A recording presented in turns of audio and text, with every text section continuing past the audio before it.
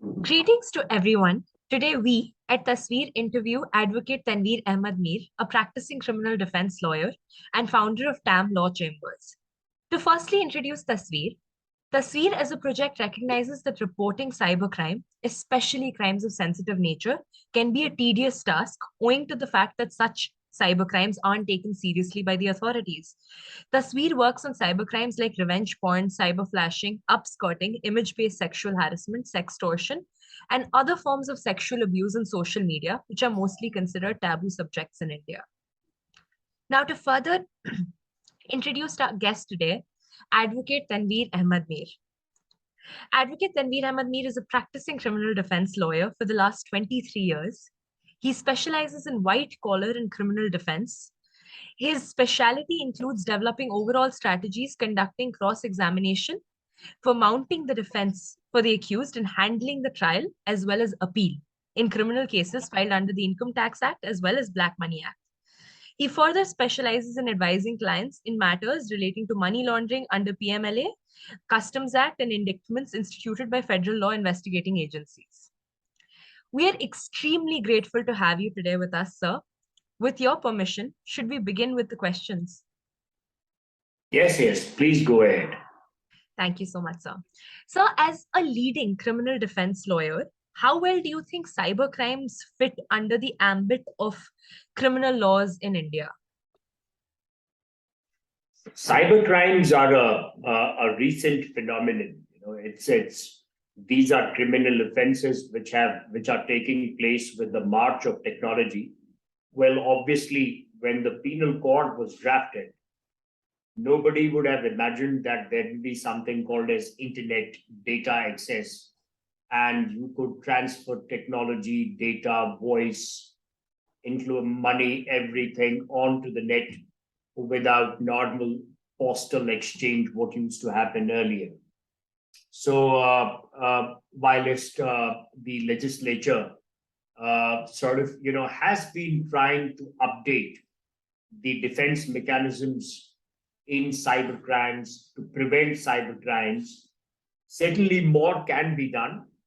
But at the moment, the penal code and some other laws which are in play can tackle cybercrimes as well. Therefore, whilst there is always a room for improvement, we cannot say that the prevalent laws to book people who indulge in committing cyber crimes, in their own backyard, or just give me a minute. Yes, Karthik.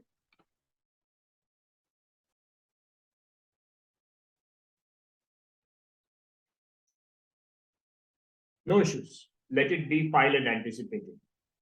File. All right. I get the point. She'll, then dispose it off on her. Not an issue. Take. Shazad, your phone apne paas rakhe. Sorry for the disconnect. So, people who are, sitting in their bedrooms, drawing rooms, or their workstations, in their own obscurity, and they're able to penetrate systems, penetrate your mobiles, penetrate your hard disks, your desktops, and are able to garner information about financial details, they can certainly be booked in the prevalent legal mechanism of penal law, be it the provisions under the Indian Penal Code and also the Prevention of Money Laundering Act 2002. You need to switch on your mic. Yes, sir. So, so we see that laws always evolve with evolving crimes. Do you think that prevailing laws and legal remedies provided in India for cybercrimes, are they sufficient, or can they evolve more? They certainly can evolve more, because like you say, you use two words which are now coined out of cybercrimes, for example, cyber porn and cyber flashing.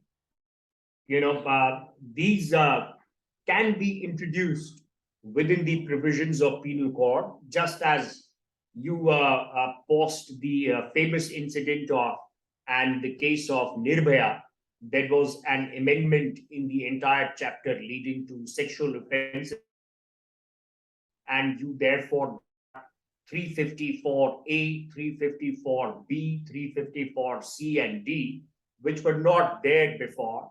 And even the penal provision and sentencing mechanism was enhanced. So within those provisions, you can also say that, the provisions like harassing a woman or cyber stalking is an offense. So a legislative amendment can be made for the purposes of clarification or otherwise.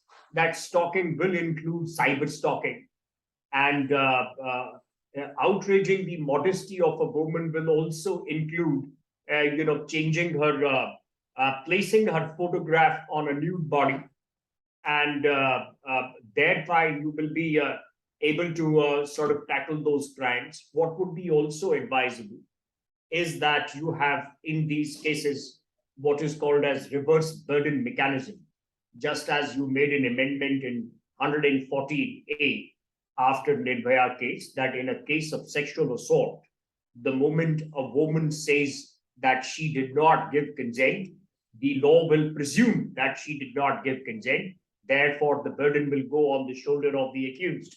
So in cases like cyber crimes, especially related to cyber sexual crimes, the legislature must make it clear that for the protection of anybody, and this should be free from sexes, because a cyber crime target can be a man, it can be a woman, it can be a person who's neither a man or a woman, right? So therefore, irrespective of sex determination, you have to afford that protection to a citizen, that he's not targeted and exploited by internet. And in these cases, the personal security and law should therefore prescribe harsher mechanisms of trials, because at the end of the day, if you have some evidence, the burden should go to an accused to prove that he didn't do it. Yes, sir. So there are scope and room for improvement certainly under the chapter of 354, and that can certainly be done. Yes, sir. Sir, I also wanted to know that otherwise cyber financial crimes can also be tackled, by making certain amendments in provisions like breach of trust, cheating, and other related misappropriation of funds.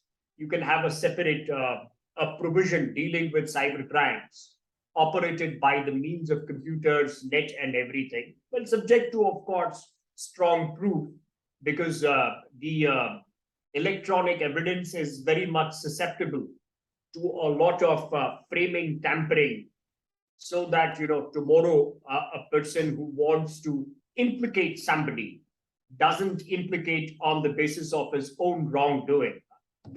Those checks and balances are very necessary, so that you can have an orderly society where a person is not subjected to torment, torture, emotional abuse, and any kind of wrongdoings by the mechanism and use of internet. At the same time, a person should not be booked, at the drop of the hat, and he needs to be given every chance for fair investigation and fair trial. yes, so there needs to be a balance. So Yes. that brings me to a very important question, and that is, when there are cyber crimes like cyber stalking, etc., is there any difference in reporting mechanism versus when we're reporting a crime like rape and sexual assault, wherein we have physical proof that it has happened to us? Because in cyber stalking, etc., all we have is electronic evidence. So is there any difference in reporting as well when we report such crimes? Yes. See, normally in a case of sexual assault, after Nirbhaya's case, the amendment in criminal procedure was also made that whenever a person who is victim of a sexual offense crime, irrespective of the sex, whether male or female, and making it gender neutral, correct? The police officials are under an obligation to register a FIR forthwith. They are not to conduct a preliminary inquiry and decide whether there is some veracity in the complaint or so. or not. And therefore, there is also evolved what is called as a concept of zero FIR. For example, if a person got sexually assaulted in Patiala and he or she decides that I am not going to report the offense in Patiala, I'll go down to Kerala and go to district Ernakulam or go to Kovalam beach and report the offense there. The Kovalam police station will also be under an obligation to register a zero FIR, and then the investigation can be transferred. In contradistinction, a case of cybercrime cannot be taken as simply a case of, at the moment, a case of 376, 375, or 377, or even 354, because for the purposes of the offense being cognizable, the victim, when they talk about that, said, I have been stalked on the net. So some evidence has to be in power and possession of the victim in order to go to a police station and report a crime. In those perspectives, the cops should immediately take cognizance of an offense and register an FIR. But at the same time, unless and until they don't have good evidence to nail the accused, they should not immediately resort to arresting and curtailing the liberty of accused persons, because at the end of the day, you don't know who did what. So tomorrow you may have gone to a cyber expert and framed somebody by tweaking something on the net and then blaming the other person. There is a lot of things you can do with the apps on your phone. They afford that malleability that you can change a name, you can change a time, you can change a date. So while a victim certainly has rights to perpetuate a complaint, the complaint should not then result into an engine of oppression that at the drop of the hat the man gets harassed, lest it becomes ultimately a shade of legal terrorism. Yes, ultimately what we should do is law should not be misused. The Supreme Court was once compelled in a judgment called Sanjay Sharma that a provision like 498A, which was a benign provision for protection of women on account of dowry harassment, has now become a true law of such an oppression that they use the word that this is nothing less than quote-unquote legal terrorism. So we have to have our checks and balances, and the cops have a duty to register an FIR. At the same time, in a case of cybercrime, where, for example, a student from a university or a lady or somebody says that, sir, I'm finding my picture on internet in a deplorable position, correct? Yes. The cops need to do some bit of further investigation before they identify the accused, or even if the accused is identified, he can be called upon, he can be told that he produces his mobile phone, his digital evidences, so that they can be scanned, that whether any kind of this mechanism has emanated from digital evidences in his power and possession. And thereafter an action can be taken. It all depends on how much of interfaces can you have in between. For example, in a case of direct sexual assault, there is no need to have an interface. But when you talk about digital evidences, you also have to obviate that tomorrow there should not be an interface between a person who's being blamed and a person who's being complaining. And also subsequently, in case such complaints are found false, then there has to be a very strict mechanism of initiating criminal proceedings against the complainant, so that false complaints are also, checked. And there should be strong deterrence that tomorrow people, out of revenge, out of obsession, out of stupidity, don't resort to implicating people by getting some cyber wizards and engineering something on your phone or mobile, tweak it here, tweak it there, and thank you very much. Today you have mechanisms where somebody is sitting in his home can straight away walk into your mobile. If he can walk into your mobile, he can, tweak a couple of messages also.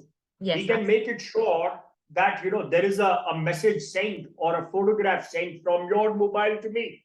Now, I don't even know whether I have sent something, but tomorrow you will have a proof in your hand that, look here, you sent me a nude picture of mine.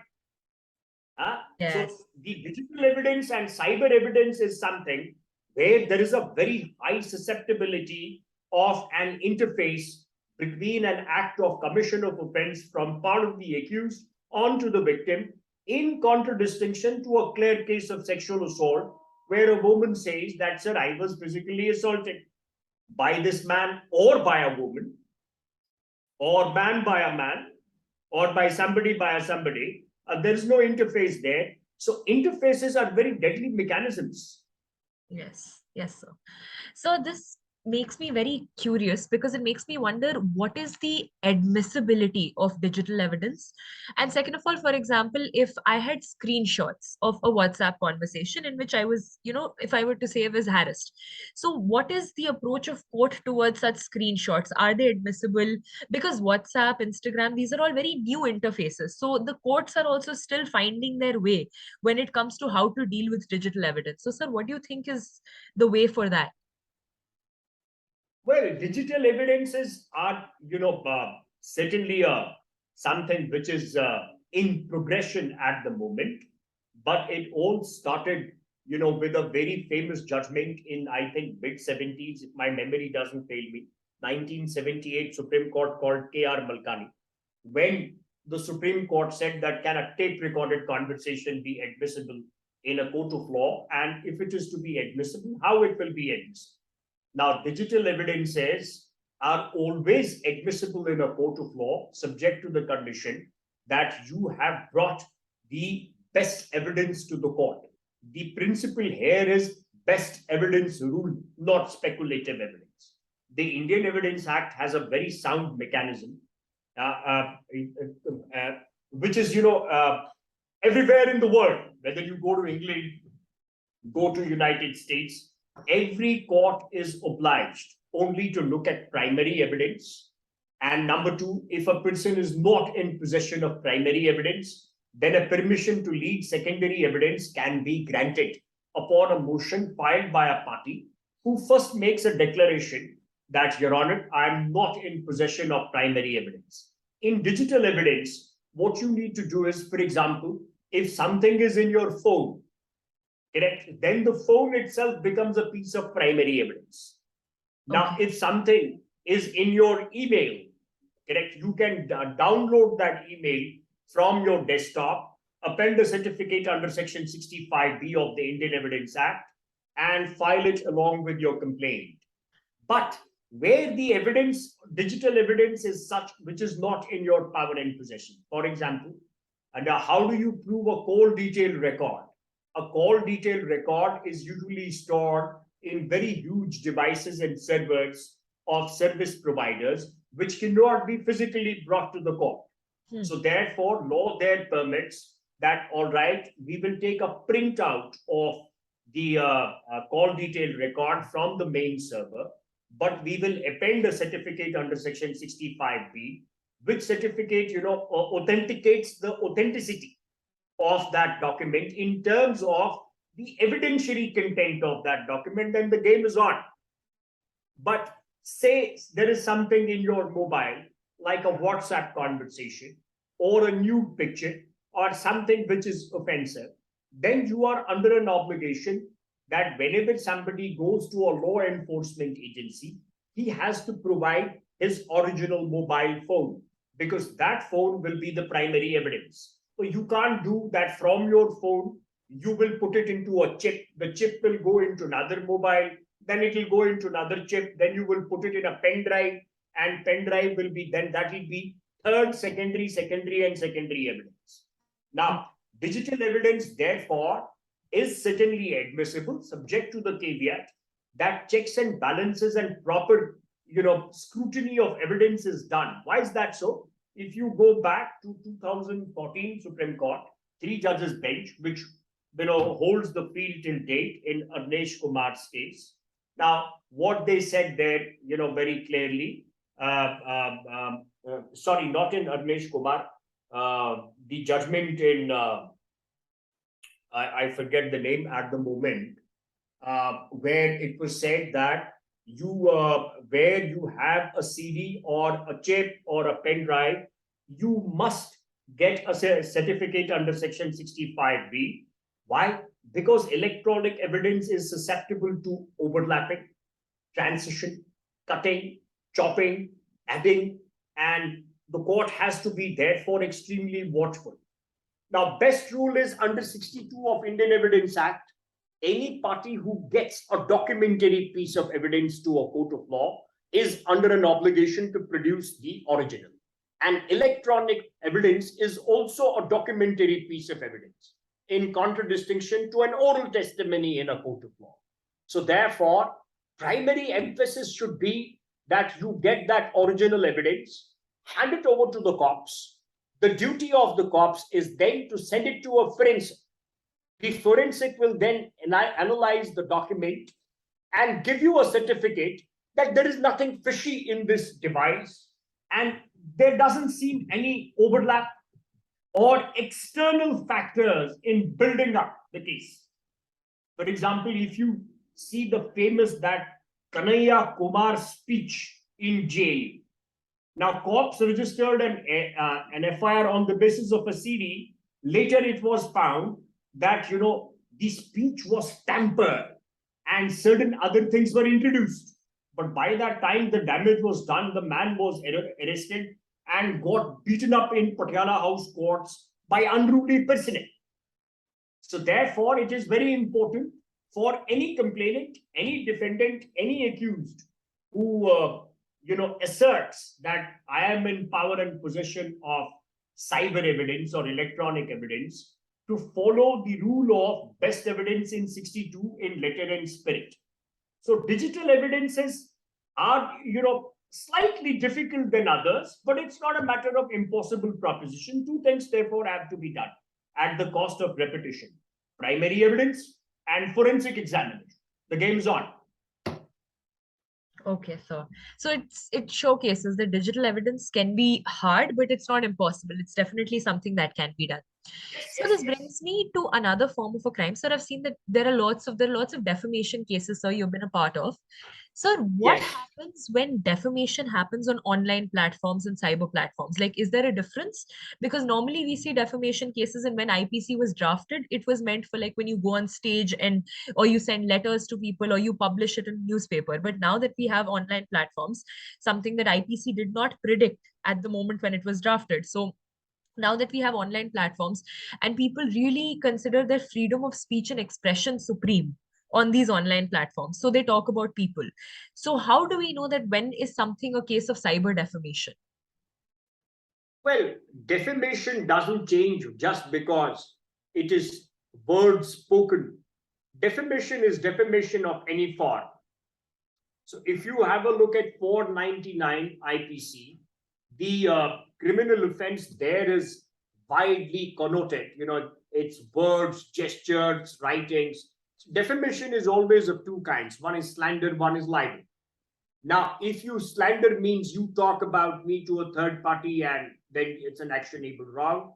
And any actionable wrong can lead to two kinds of proceedings.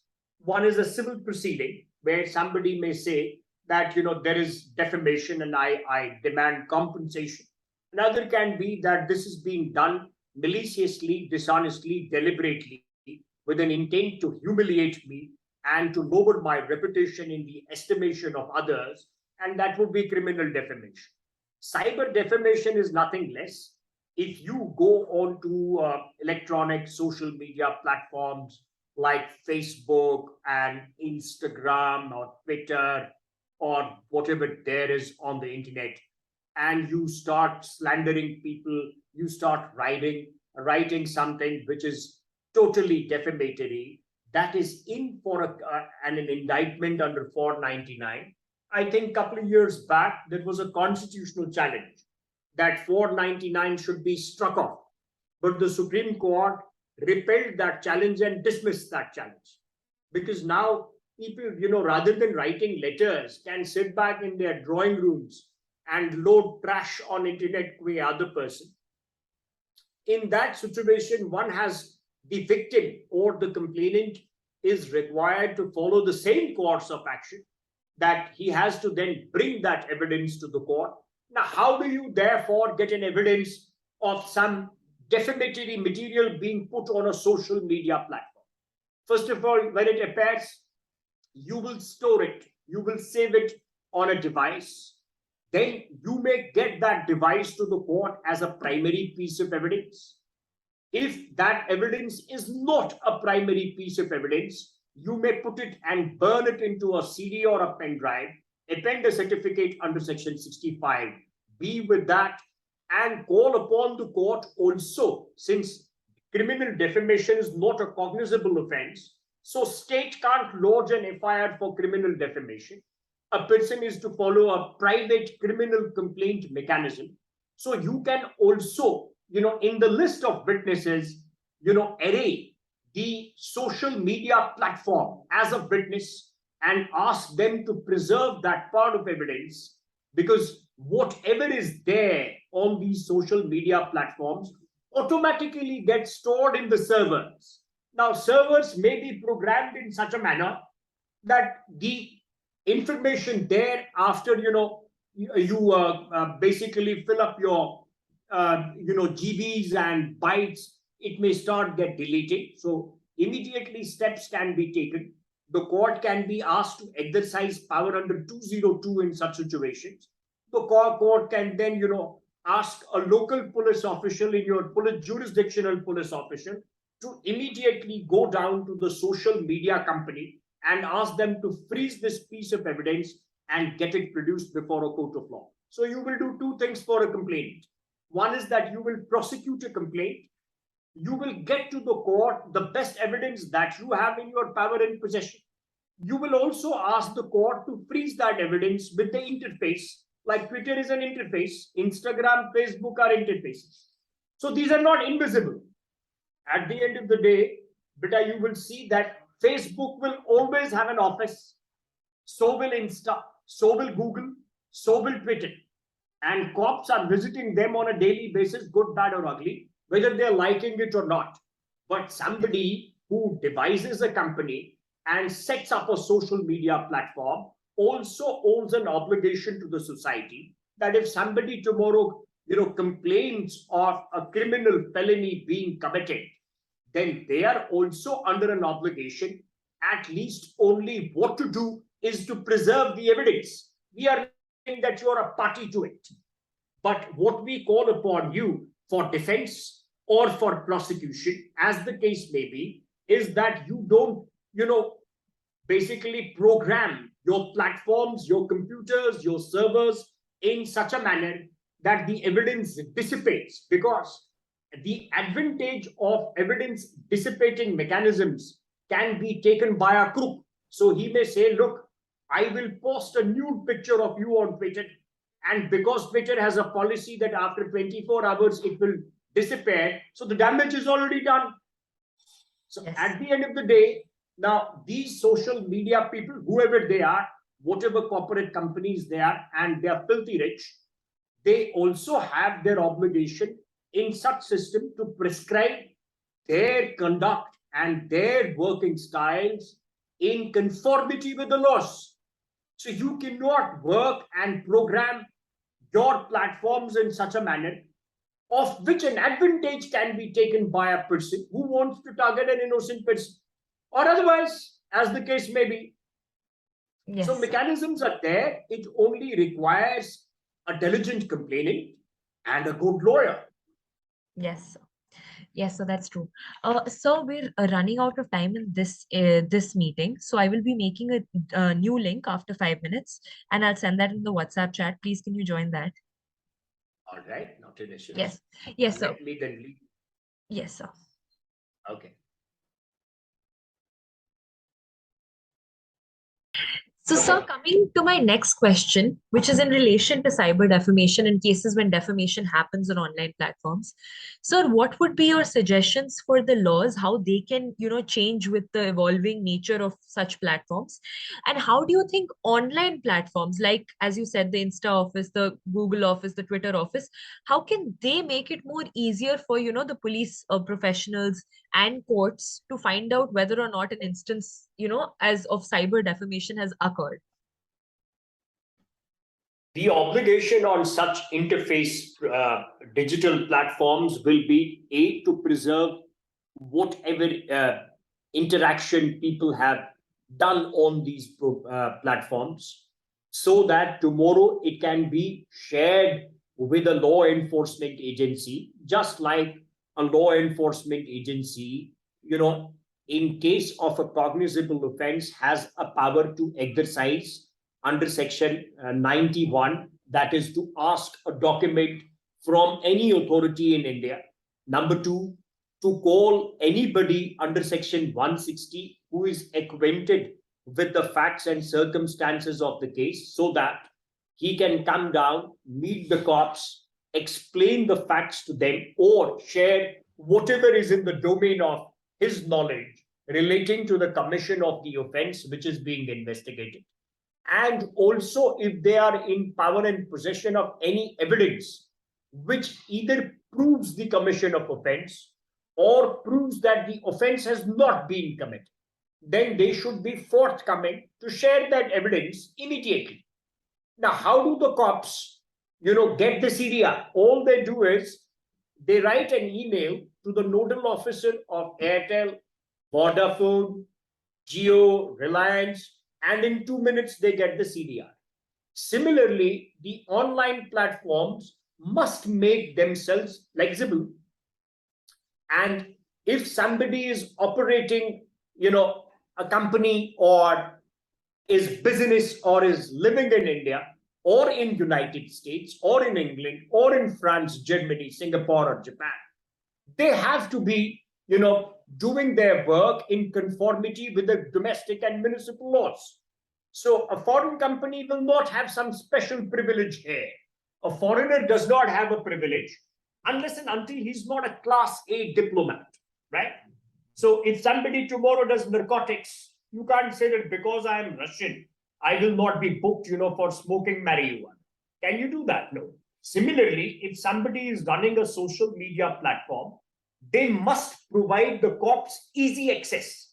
And easy access means that they should also be coming forward and providing the certificates of authenticity. Therefore, all social media platforms like Twitter, Facebook, Insta, whoever, Bumble, I don't know what all, or dating sites, for example, there are some dating sites, they must have designated nodal officers, so that the cop, and that should be there on the internet for easy access. Yeah. So a law enforcement agency can immediately write a mail to, rather than finding out who is the director.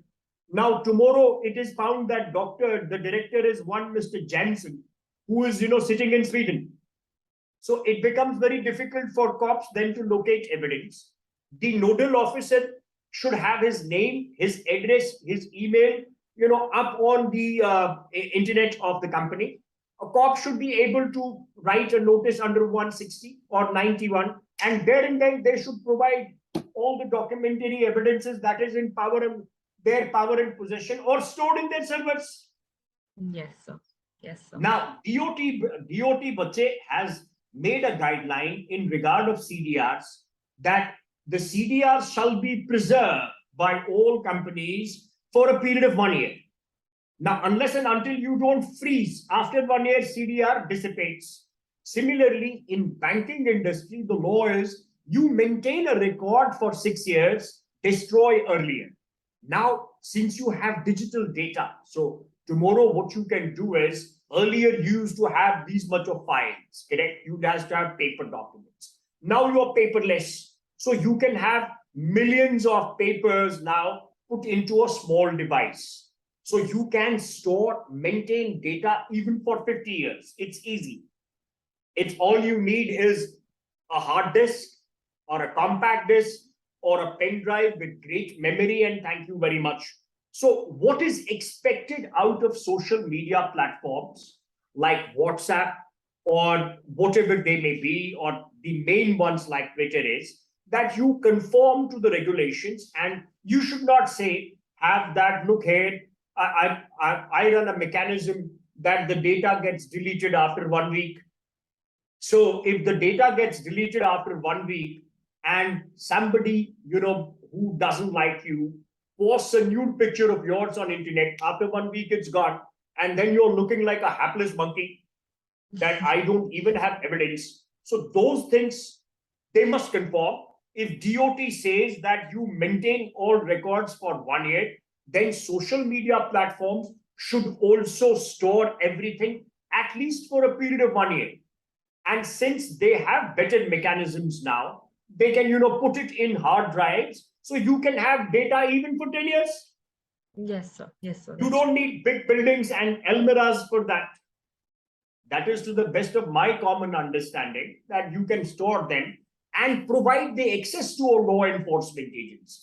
The law enforcement agency on that basis tomorrow can collect evidence, and if they come to a conclusion that yes, a criminal offense has been committed by a person who has been accused by a complainant, well, then be it.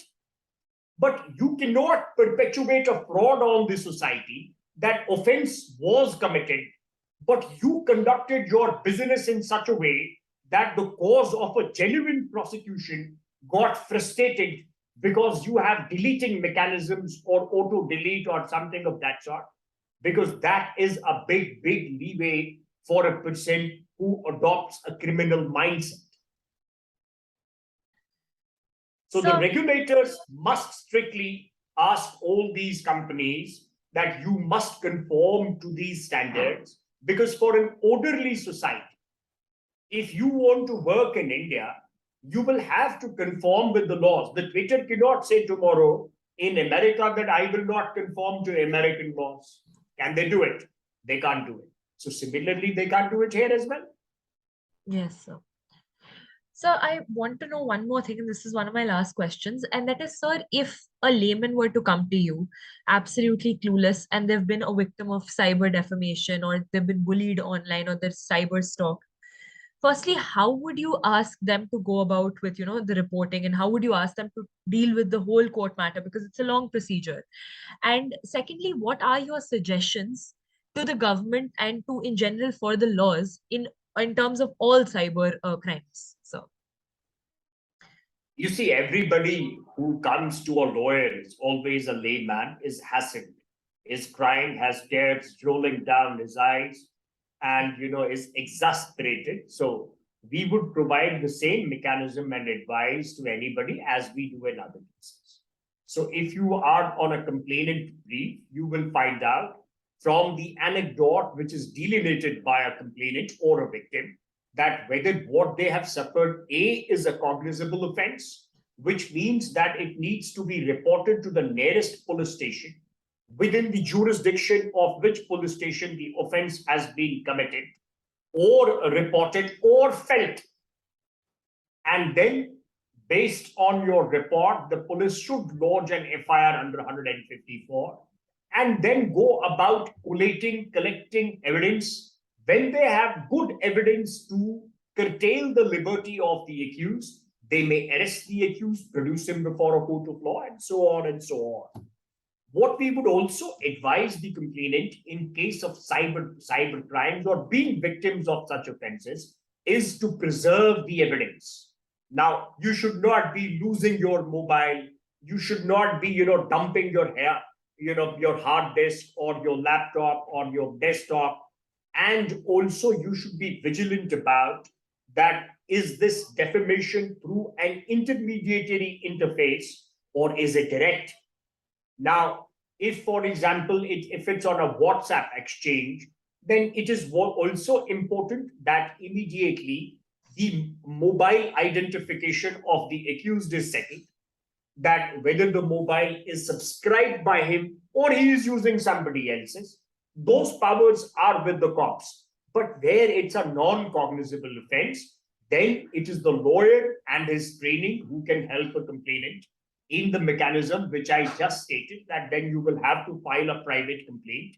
Immediately, you will have to ask the court right on the first date of hearing to pass orders for preservation and protection of important evidence.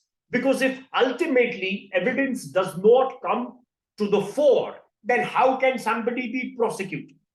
So most important in a criminal felony, whether it is direct, whether it is on cybernet or on interface programs, on Twitters, on Facebook, or on a mobile exchange, it is very important that the intermediate evidence is also protected, preserved, brought forward before a court in its original form to be admissible under 62, and then the game is on. Then it is all upon accused then to prove that, Your Honor, I did not do it. And, there are other circumstances that may, come to his aid, may not come to his aid. And for the government and for the legislature, it's very important to be alive to the situation that these are new trends. So therefore, they should keep on, having parliamentary committees. Mm. The most important aspect that we see now is that parliamentary committees have dissipated. Everything is now happening on a whip or on a money bill. I'll ask you to read something about a money bill, and then you can talk to me again as to how the constitutional provision of a money bill is getting misused largely in Lok Sabha, and everything is routed out that ensures that there is not a debate in the parliament at all. In setting up parliamentary committees, then you can have the advice of technical experts. You can call experts from general public at large. You can call experienced police officers. You can call foreign experts. You can do a study of how it works in developed economies. How do they go about it? What improvements are to be done in procedural laws pertaining to recording of evidence, collecting of evidence, preservation of evidence, how the thing can be made quick, foolproof, and tamper-proof, so that you can deliver justice in a society. Because every time, say for example, tomorrow, anybody's, say a nude picture or a picture of bad taste is put on the net. Now, the whole world sees it. Now, if tomorrow, for example, on a street, a woman is molested, the whole world doesn't see it. That's only between the gross accused and an innocent victim. But when you indulge in cybercrime, the whole world gets to see it. Therefore, the damage to the victim there is on a higher level. The consequent punishment has to be also commensurate. And there comes the duty of the state to protect the liberty, honor, and the fundamental right that every person in this country is assured to live a life with dignity and with honor and respect. So that is the sacrosanct fundamental right under Article 21. And if the state is not up to it, then close your shop and go back where do you belong. So as students, as lawyers, as academics, this is something that you do is exceptionally good, because this then disseminates, and dissipates into universities. It percolates into so many systems. What you need to do also at university level is to call the cops for such workshops, for such seminars, sensitize them about how it hits a person, irrespective of the sex or the person who may be, and then, they can look at these issues. Most of the time, a case of cybercrime mostly will be cognizable. So in 98% cases, state would be under an obligation to register a case, to investigate, and then to prosecute if prosecutable evidence comes to the fore. That's the best that we can do for the society at large. Thank you so much, sir. Sir, to be very honest, it's absolutely a delight to be having this conversation with you, sir, because I've learned so much. And every single viewer and listener of our podcast will also be able to learn so much, because I did not have any knowledge about the intricacies of online evidence, because it's a very developing jurisprudence. And that is why I'm really, really happy to have had this conversation with you. And Team Tasveer also really thanks you.